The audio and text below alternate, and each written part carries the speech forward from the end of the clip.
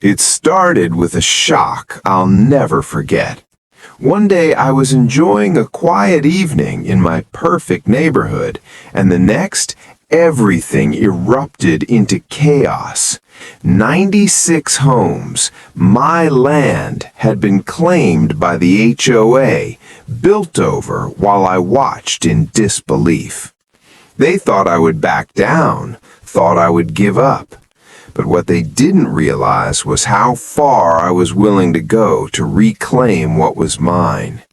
By the time the final hammer fell, the rules they enforced so mercilessly would come crashing down around them. And the question that haunts me still, how many people let injustice unfold before standing up? Life in the neighborhood had always felt safe, predictable, and almost cinematic in its perfection.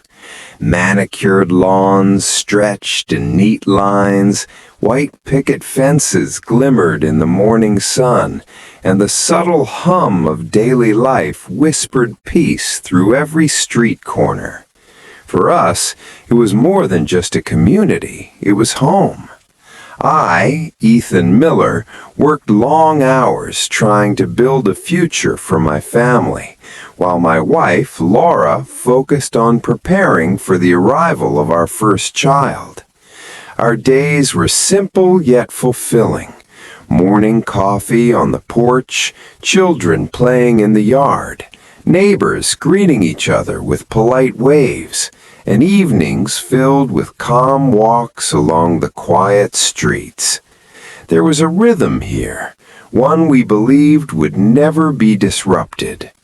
At first, the HOA was an almost invisible presence, a shadow in the background that appeared only when minor procedural matters arose. Notices about trash bins, reminders about parking restrictions, or general guidelines about lawn care felt routine. Compliance was easy, and there was comfort in knowing that rules were in place to maintain the community's order and harmony. Yet, as is often the case, even the most serene environments harbor the seeds of tension beneath their calm surface. Then came her, Linda Parker. In a neighborhood ruled by consistency and conformity, Linda didn't just enforce rules, she embodied them.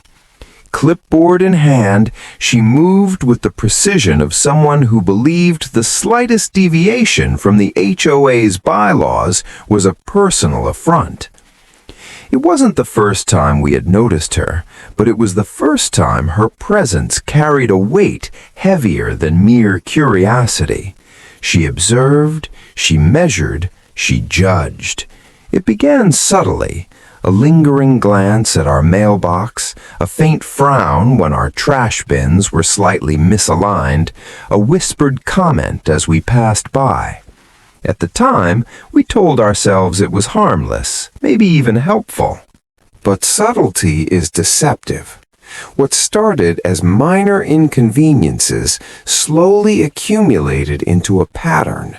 A note about a vehicle parked incorrectly, a comment on the timing of lawn watering, reminders about the precise color shades allowed for outdoor decor. Each interaction added tension. There was an unspoken assertion behind every word, a quiet assertion of control that left us feeling scrutinized. At first we adjusted, we complied. We hoped that by adhering strictly to the rules, the peace we cherished would remain unbroken.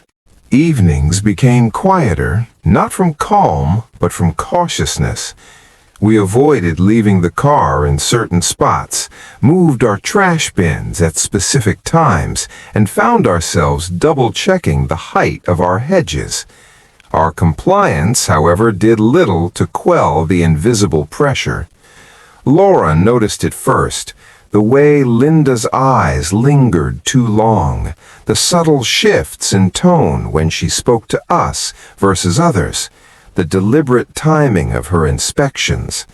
Something was off, and the unease grew. though we still clung to the idea that following the rules was enough.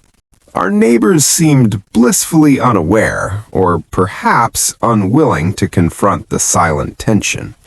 Small gatherings felt strained, conversations were polite but guarded, and the underlying sense of surveillance lingered like a shadow over our daily routines. In our home, the comfort we had once taken for granted began to erode. Every knock at the door, every note slipped under the welcome mat, carried a weight of implied judgment. The first letter that truly unsettled me arrived on a sunny afternoon. Polished, official, and sealed with the HOA's emblem, it claimed a violation I didn't believe existed. The wording was vague, the reasoning convoluted, and the suggested penalties minor yet threatening in tone. It was a turning point, subtle yet ominous. For the first time, we realized that these rules, which had promised order, could also be wielded as weapons. From that point onward, the neighborhood transformed in our eyes. What had once been a sanctuary of trust became a landscape of calculated oversight. The sense of security that had defined our daily life was now punctuated by caution.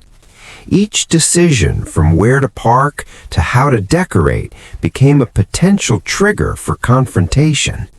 And in the background, Linda Parker's meticulous observations continued unabated, her presence both visible and invisible, a constant reminder that peace in our community was conditional, fragile, and perhaps far more precarious than we had ever imagined. Little did we know that this quiet unease